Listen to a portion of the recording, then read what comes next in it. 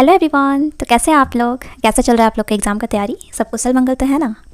तो चलिए आज हम लोग करने वाले हैं बिहार स्टेट के जो 50 मार्क्स के सेक्शन कला से जो क्वेश्चंस आते हैं उनके PYQ को करने वाले। ये 2024 के ही PYQ है। इससे पहले वाले एक वीडियो में मैं PYQ वीडियो बनाई थी आप लोग के कहने पे ही, तो आज भी मैं PYQ ही लेकर आई हूँ। अगर वीडियो से थोड़ा भी हेल्प मिलता है तो वीडियो को लाइक करना और चैनल को सब्सक्राइब करना बिल्कुल भी ना भूलें दोस्तों। तो आइए सबसे पहला क्वेश्चन देखते हैं। लोकतांत्रिक शिक्षण का मतलब है शिक्षक अपनी इच्छा के अनुसार जो कुछ भी सिखाता है उसे छात्र को स्वीकार करना होगा। तो क्या बोल, लोकतांत्रिक शिक्षण जो बाल केंद्रित होना चाहिए, है ना। एक संवादात्मक प्रक्रिया में कक्षा की बातचीत शामिल होती है जो शिक्षक और छात्र के बीच होती है। एक प्रक्रिया जिसमें स्मृति और समझ के स्तर की आवश्यकता होती है और अत्यधिक विचारशील गतिविधि के लिए काम करता है। या उपयुक्त में से कोई नहीं, तो आपका ऑप्शन नंबर बी हो जाएगा। एक संवादात्मक प्रक्रिया में कक्षा की बातचीत शामिल होती है जो शिक्षक और छात्र के बीच होती है। अगला है समझ के स्तर पर शिक्षण आधारित है। गेस्टाल्ट सिद्धांत, संज्ञानात्मक क्षेत्र सिद्धांत, SR सिद्धांत या क्षेत्र सिद्धांत। तो क्या हो जाएगा? संज्ञानात्मक क्षेत्र सिद्धांत। अगला है निम्नलिखित में से कौन सा शिक्षण सिद्धांत है मनोवैज्ञानिक से तार्किक तक, या विश्लेषण से संश्लेषण तक, या ठोस से अमूर्त तक, या प्रकृति का अनुसरण करना। तो देखिए यहाँ पे जो आपका चारों ही ऑप्शन सही हो जाएगा। तो आइए देखते हैं 1 2 3 4 होना चाहिए। तो 1 2 3 4 किसी में भी मतलब नहीं है और यहाँ पे है इनमें से सभी।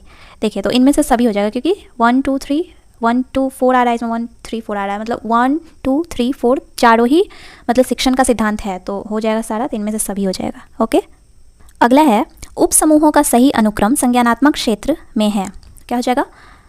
सबसे पहले आपका हो जाएगा इसमें ज्ञान, बोध, फिर हो जाएगा अनुप्रयोग, फिर हो जाएगा संश्लेषण नहीं, पहले हो जाएगा विश्लेषण, फिर संश्लेषण, फिर मूल्यांकन। तो देखिए ऐसा इसमें आपका ऑप्शन नंबर डी हो जाएगा। देखिए ज्ञान, बोध, अनुप्रयोग, फिर विश्लेषण होता है, फिर संश्लेषण, उसके बाद मूल्यांकन। ओके। अगला है किसी विशेष घटना में भाग लेने की इच्छा है। उपस्थित होना, जवाब देना, मूल्य निर्धारण करना या संगठित करना। तो क्या हो जाएगा? उपस्थित होना। अगला है वे छात्र जो कक्षा में बार बार प्रश्न पूछते हैं, शिक्षक से कक्षा के बाहर मिलने की सलाह दी जानी चाहिए, या कक्षा में वाद विवाद में भाग लेने के लिए प्रोत्साहित किया जाना चाहिए, या उनको स्वयं उत्तर खोजने के लिए प्रोत्साहित किया जाना चाहिए, या निरंतरता पर आधारित प्रश्न पूछने के लिए प्रोत्साहित किया जाना चाहिए। तो उनको कक्षा में वाद विवाद में भाग लेने के लिए प्रोत्साहित किया जाना चाहिए। ओके। अगला है आंचल अपनी 5वीं कक्षा की EVS कक्षा में अक्सर खोजी और कल्पनाशील प्रश्न पूछती है। ऐसा करके वह सुधार करना चाहती है किस चीज़ में? अवलोकन कौशल में, या भावनात्मक कौशल में, या चिंतन मनन कौशल में, या बोलने का कौशल में। तो देखिए अक्सर खोजी और कल्पनाशील प्रश्न पूछती है, तो वो चिंतन मनन कौशल में अपना सुधार करना चाहती होगी, है ना। अगला यहीं पे देखते हैं छात्र स्वयं डैश में सूचना को ढूंढते या खोजते हैं। किस विधि में? व्याख्यान विधि में, या खोज विधि में, या दोनों विधि में, या इनमें से कोई नहीं। तो ऑफकोर्स क्या हो जाएगा आपका? खोज विधि में ही ना खोजते हैं। व्याख्यान विधि में तो वो निष्क्रिय रहते हैं, इसमें तो शिक्षक जो होता है सक्रिय रहता है ना। अगला है वृहत पाठ योजनाओं में पाठों की अवधि होती है 5 से 10 मिनट, या 10 से 20 मिनट, या 20 से 30 मिनट, या 35 से 45 मिनट। तो आप लोग को ही पता होगा इसमें 35 से 45 मिनट तक होता है। अगला है फ्लिंक के वर्गीकरण पर आधारित पाठ योजनाओं में कितने पहलू हैं? तो इनमें कितने पहलू है? 6। अगला है ड्वाइट W एलन द्वारा कौन सी शिक्षण अधिगम पद्धति शुरू की गई थी?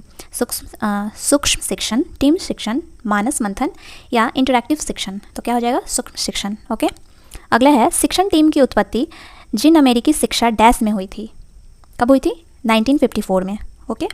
अगला है 19वीं शताब्दी में शिक्षण एक डैश प्रक्रिया थी।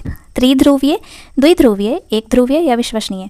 तो देखिए 19वीं शताब्दी में जो शिक्षण होता था वो द्विध्रुवीय होता था। ठीक है। इस टाइम पे शिक्षक और छात्र होते थे, मतलब 2 पॉइंट है ना, द्विध्रुवीय मतलब एक शिक्षक और एक छात्र, उनके बीच का जो आपसी जो संवाद होता था, और उसमें मुख्यतः टीचर का रोल होता था मेन। जैसे अभी है ना कि स्टूडेंट का ज़्यादा ध्यान दिया जाता है, उन बाल केंद्रित शिक्षा है अब, जैसे कि आप लोग को पता होगा। उस टाइम पे शिक्षक को बस एक ज्ञान प्रदान करने का शिक्षक एक माध्यम होते थे, और कोई भी चीज़ जैसे ज्ञान है वो स्टूडेंट के माइंड में बस डाल देना रहता था, रटा देना रहता था, बस ज्ञान करवा देना रहता था। ठीक है। लेकिन अब का जो शिक्षण प्रणाली हो गया है, प्रक्रिया एक त्रिध्रुवीय हो गई है, और ये एक बाल केंद्रित है। अगला है एक बाल अनुकूल कक्षा में यह होना चाहिए। तो क्या होना चाहिए? सामग्रियाँ उपयुक्त आकार की होनी चाहिए ताकि बच्चे उन तक पहुँच सके। सही है। पर्याप्त सस्ती सामग्री होनी चाहिए क्योंकि बच्चे बर्बादी करते हैं। नहीं। फर्नीचर सामग्री बड़े आकार के होना चाहिए क्योंकि वे बहुत तेज़ी से बढ़ते हैं। या पर्याप्त महंगी सामग्रियाँ होना चाहिए क्योंकि बच्चे को महंगी सामग्रियों से अवगत कराना चाहिए। तो ये सस्ती महंगी ये सब चीज़ नहीं करना है। सामग्रियाँ उपयुक्त आकार की होनी चाहिए ताकि बच्चे उन तक पहुँच सके। ओके। अगला है, निम्नलिखित में से कौन सा कथन अभिप्रेरित शिक्षण का सिद्धांत नहीं माना जाता है? छात्र बहुत सारे प्रश्न पूछते हैं, अनुभव साझा करने के लिए कहने पर भी कक्षा में सन्नाटा छा गया, शिक्षार्थियों में अपनेपन की भावना होती है, या छात्र नई सीख को पुरानी सीख से अलग कर सकते हैं? तो क्या हो जाएगा? अनुभव साझा करने के लिए कहने पर भी कक्षा में सन्नाटा छा गया। ठीक है, तो ये अभिप्रेरित शिक्षण का संकेत नहीं हुआ ये। ओके, अगला है, राष्ट्रीय पाठचर्या फ्रेमवर्क 2005 ने अपनी समझ डैश से प्राप्त की है? मानवतावाद से, व्यवहारवाद से, या रचनावाद से, या संज्ञानात्मक सिद्धांत से? तो ये हो जाएगा आपका रचनावाद से। ओके, क्रिएटिव चीज़ों पे ज़्यादा फोकस किया गया है इसमें। अगला है, व्यक्तिगत विविधताओं वाले बच्चे को पढ़ाने के लिए ऐसे विद्यालय होने चाहिए जहां शिक्षक व्यक्तिगत विविधताओं के आधार पर वर्गीकृत की गई कक्षाओं के विभिन्न वर्गों में पढ़ा सके, या विविध अधिगम आवश्यकताओं के अनुसार विभिन्न शिक्षण अधिगम प्रविधियों का प्रयोग करने में प्रशिक्षित हो, या विशिष्ट व्यक्तिगत विविधताओं वाले बच्चों को पढ़ाने के लिए प्रशिक्षित हो, या बच्चों के समरूप अधिगमकर्ता बनाने में प्रशिक्षित हो? तो क्या हो जाएगा इसका? विविध अधिगम आवश्यकताओं के अनुसार विभिन्न शिक्षण अधिगम प्रविधियों का प्रयोग करने में प्रशिक्षित हो। ठीक है, अगला है, एक प्रभावी शिक्षक को डैश चाहिए? मीडिया से दूरी बनाए रखना चाहिए, या कक्षा प्रबंधन में व्यवस्थित और विधिवत रहना चाहिए, या शांत और शत्रुतापूर्ण होना चाहिए, या निराशावादी एवं प्रतिगामी दृष्टिकोण रखना चाहिए? तो बताइए फ्रेंड्स, क्या होना चाहिए इसका? कक्षा प्रबंधन में व्यवस्थित और विधिवत रहना चाहिए, है ना। अगला है, निम्नलिखित में से कौन सा एक शिक्षक का उद्देश्य है? यथासंभव अधिकतम प्रसिद्धि प्राप्त करना, छात्रों का कल्याण जितना संभव हो अधिकतम सीमा तक करना, संभावित अधिकतम संख्या में विद्यार्थियों को पढ़ाना, या उपरोक्त में से कोई नहीं? तो क्या हो जाएगा? छात्रों का कल्याण जितना संभव हो अधिकतम सीमा तक करना। तो आप लोग जब टीचर बनेंगे तो आप लोग का भी यही उद्देश्य होगा, है ना। अगला देखते हैं, गतिविधि आधारित शिक्षण है शिक्षक केंद्रित, छात्र केंद्रित, विषय केंद्रित, या वर्ग केंद्रित? ऑफ कोर्स छात्र केंद्रित। अगला है, आकलन डैश है यदि यह लगातार समान छात्रों के साथ समान परिणाम प्राप्त करता है? वैध, अवैध, या विश्वसनीय, या अविश्वसनीय? तो क्या हो जाएगा? विश्वसनीय। ओके, अगला है, रचनात्मक मूल्यांकन को सबसे अच्छा वर्णित करता है? एक शिक्षण इकाई के अंत में छात्रों का आकलन करना, या सीखने की प्रक्रिया के दौरान छात्रों का आकलन करना, या छात्रों के समग्र प्रदर्शन का आकलन करना, या छात्रों के ज्ञान के दीर्घकालिक प्रतिधारण का आकलन करना? तो क्या हो जाएगा? सीखने की प्रक्रिया के दौरान छात्रों का आकलन करना। ओके, अगला है, किस आकलन तकनीक में छात्रों को किसी समस्या को हल करने या किसी कार्य को पूरा करने के लिए मिलकर काम करना शामिल है? रचनात्मक आकलन, योगात्मक आकलन, सहयोगात्मक आकलन, समूह आकलन? तो क्या हो जाएगा? सहयोगात्मक आकलन। अगला है, एक पाठचर्या स्कूल का ब्लूप्रिंट है जिसमें इसके लिए अनुभव शामिल है? विशेषज्ञ का, शिक्षक का, या शिक्षार्थी का, या पाठचर्या योजनाकार का? तो क्या हो जाएगा? शिक्षार्थी का। शिक्षार्थी के अनुभवों को शामिल करके ही वो ब्लूप्रिंट तैयार किया जाता है। अगला है, एकीकृत पाठचर्या का उद्देश्य है? किताबों की संख्या में वृद्धि, किताबों की संख्या में कमी, या छात्र नामांकन में वृद्धि, या ड्रॉप आउट में कमी? तो क्या हो जाएगा? ड्रॉप आउट में कमी। ठीक है, अगला है, अपसारी चिंतन के लिए निम्नलिखित में से क्या आवश्यक है? वर्गीकरण, विचारों का प्रवाह, अंकगणितीय तर्क, या एक उपाय? तो हो जाएगा विचारों का प्रवाह। अपसारी चिंतन में क्या होता है कि जैसे हम लोग जैसे सोचते हैं तो बहुत डाइवर्सिटी में सोचते हैं, हर तरफ से सोचते हैं, ठीक है। और एक अभिसारी चिंतन होता है जो हम एक ही पॉइंट में सोचते हैं, ठीक है। अगला है, निम्नलिखित में से कौन सा जोड़ा गलत सुमेलित है? तो आइए देखते हैं। पियाजे का नैतिक विकास, जो कि सही है। मॉस्लो का आवश्यकताओं का पदानुक्रम, जो कि सही है। इस पहले वाले जो टेस्ट सीरीज में था उसमें कितना बार आया हुआ है मॉस्लो वाला, है ना। उसके बाद है थॉर्नडाइक का सिद्धांत एक्स और वाई, तो एक्स और वाई नहीं है, इनका क्या एस आर है ना। तो यही गलत है, मतलब यही आंसर आपका सही हो जाएगा क्योंकि गलत ही ढूंढना था। ओके, अगला है, निम्नलिखित में से कौन सीखने का परिणाम नहीं है? शारीरिक संरचना, ज्ञान, कौशल, परिपक्वता। तो सीखने से हम लोग को ज्ञान, कौशल और परिपक्वता तो होता है, सीखने से शारीरिक संरचना होता है क्या? नहीं ना, तो यही हो जाएगा। अगला है, ऑडियो विजुअल सामग्री किससे संबंधित है? श्रवण और दृष्टि, भावना, दर्द और स्वाद। तो ऑफकोर्स श्रवण और दृष्टि, क्योंकि ऑडियो विजुअल, ऑडियो मतलब ऑडियो को सुनेंगे और विजुअल मतलब वो देखेंगे, तो श्रवण दृष्टि। अगला है, शिक्षण सहायक सामग्री को इन श्रेणियों के अंतर्गत वर्गीकृत किया गया है। तो आइए देखते हैं। रेडियो, टीवी और कैमरा, श्रव्य दृश्य और दृश्य श्रव्य, चौक बोर्ड और बुलेटिन बोर्ड, मानचित्र और आरेख। तो क्या हो जाएगा? श्रव्य दृश्य और दृश्य श्रव्य। ओके, तो आपका यहाँ तक शिक्षण कला होता है समाप्त। और आगे देखते हैं हम लोग अन्य। शिक्षण कला एवं अन्य है ना आपका सब्जेक्ट, तो अब हम लोग देखेंगे अन्य। ओके, चलिए देखते हैं। हिंद स्वराज के लेखक कौन थे? बहुत ईजी क्वेश्चन है जो आप लोग यूँ चुटकी में बना लेंगे, ठीक है। मुझे तो ऑप्शन पढ़ने का ज़रूरत ही नहीं है ना, डायरेक्ट महात्मा गांधी पे टिक लगाएंगे आप लोग। अगला है, बिहार किस जनपद या सूबा का हिस्सा था? तो मद्रास का था, या बॉम्बे का था, हैदराबाद का था, या बंगाल का था? तो ऑफकोर्स कहाँ का था? बंगाल का था, है ना। अगला देख लेते हैं। क्रांति से पहले फ्रांस में वित्तीय संकट का मुख्य कारण क्या था? तो उसमें बहुत सारे संकट थे, लेकिन इसमें पूछ रहा है कि वित्तीय संकट का, तो आपका हो जाएगा अत्यधिक सैन्य खर्च। हाँ, अत्यधिक सैन्य खर्च तो था ही। कुलीनों पर उच्च कर, उपनिवेशों का आर्थिक शोषण, पादरी वर्ग का भव्य खर्च, तो ये सभी उसमें था, लेकिन बोल रहा है कि मुख्य कारण तो अत्यधिक सैन्य खर्च। ओके, अगला है भारत के किन भागों में चौकीदार विरोधी अभियान लोकप्रिय था? तो किन भागों में? वो डायरेक्ट बिहार और बंगाल में ही था, ठीक है। और ये जो था चौकीदार विरोधी अभियान, ये सविनय अवज्ञा आंदोलन का एक पार्ट था, है ना, जिसका नेतृत्व कौन कर रहे थे? महात्मा गांधी। ओके, अगला है भारत में परमाणु ऊर्जा विभाग का शासी निकाय कौन सा है? भारत का परमाणु ऊर्जा आयोग, नीति आयोग, अंतरिक्ष विभाग या DRDO? तो क्या हो जाएगा? भारत का परमाणु ऊर्जा आयोग। ओके, अगला देखते हैं, मुर्गी और बत्तख से हमें क्या प्राप्त होता है? तो क्या प्राप्त होता है? अंडा ही प्राप्त होता है ना, कि दूध और बकरी प्राप्त होती है। देखिए, ये क्वेश्चन किसको नहीं आएगा? आप लोग बताइए किसको नहीं आएगा? कोई भी आंख बंद करके भी इसका आंसर दे देगा। तो मुझे नहीं पता था PYQ में ऐसे ऐसे क्वेश्चन थे। आप लोग देखे होंगे टेस्ट सीरीज़ में कैसे क्वेश्चन है और PYQ में कैसे क्वेश्चन है, तो ज़्यादा टेंशन नहीं लेना है, अच्छे से आप लोग बनाइएगा। ओके, अगला है सबसे ज़्यादा खेले जाने वाले बोर्ड गेम्स में से एक 13वीं शताब्दी में संत ज्ञानदेव द्वारा बनाया गया था। कैरम, टेबल टेनिस, सांप सीढ़ी या शतरंज? तो क्या हो जाएगा? सांप सीढ़ी।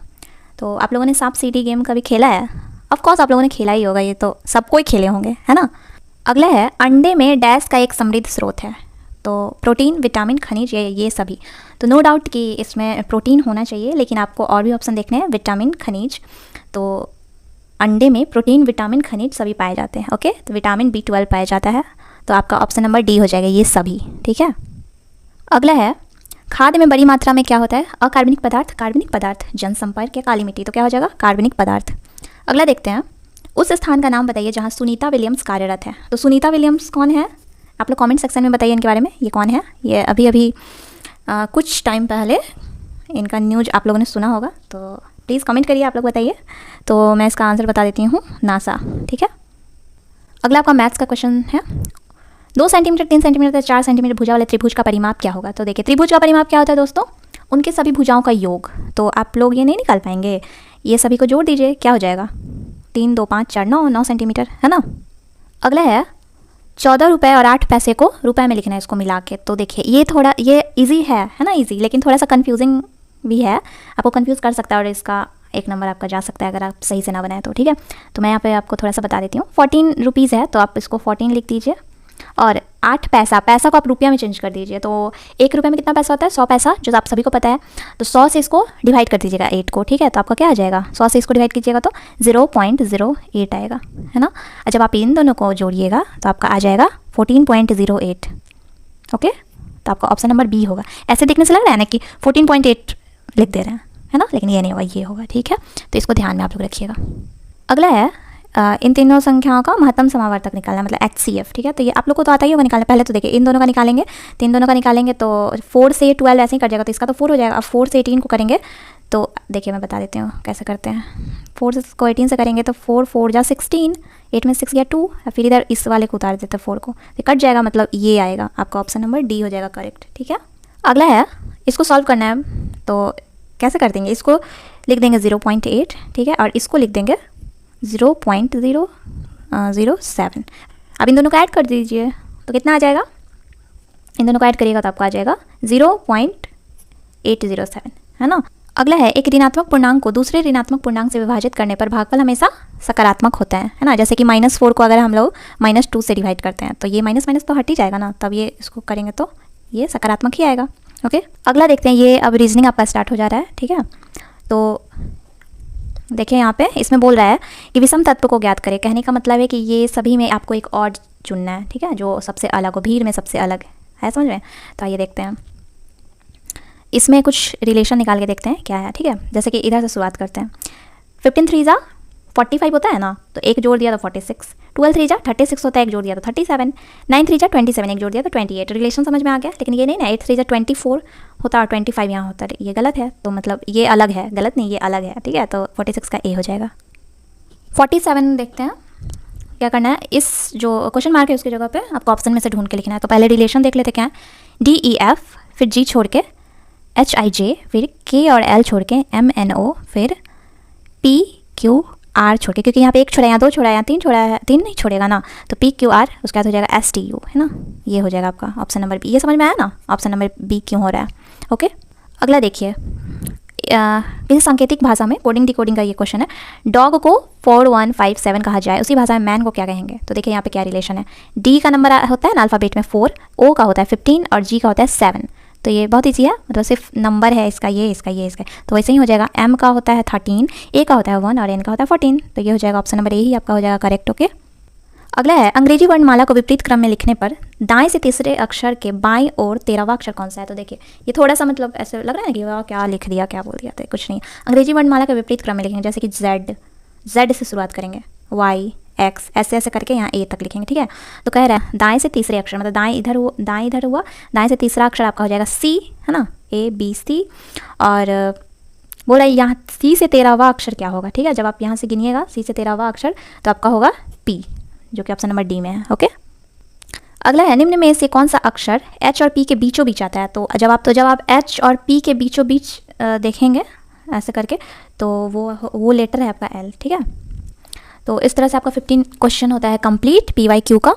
तो कैसा लगा वीडियो आज का, कुछ हेल्प मिला या नहीं मिला, या आप मुझे बताइए कमेंट सेक्शन में।